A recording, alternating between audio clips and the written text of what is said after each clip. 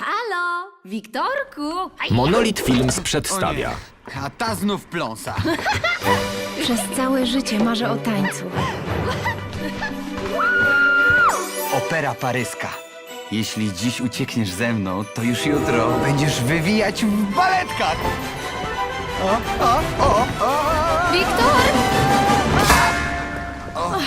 Ale z ciebie kozak. Nie bój się marzyć. Szkoła baletowa w Paryżu.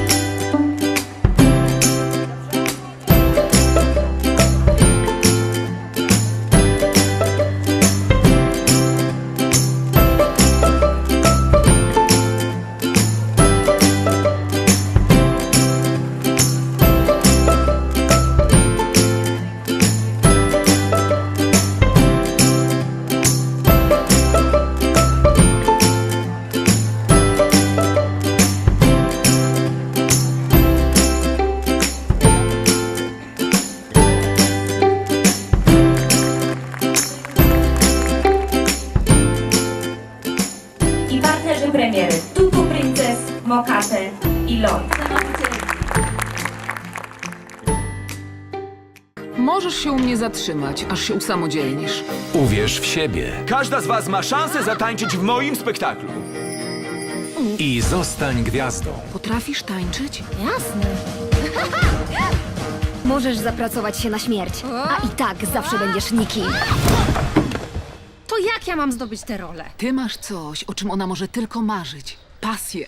I odważ się zrobić pierwszy krok.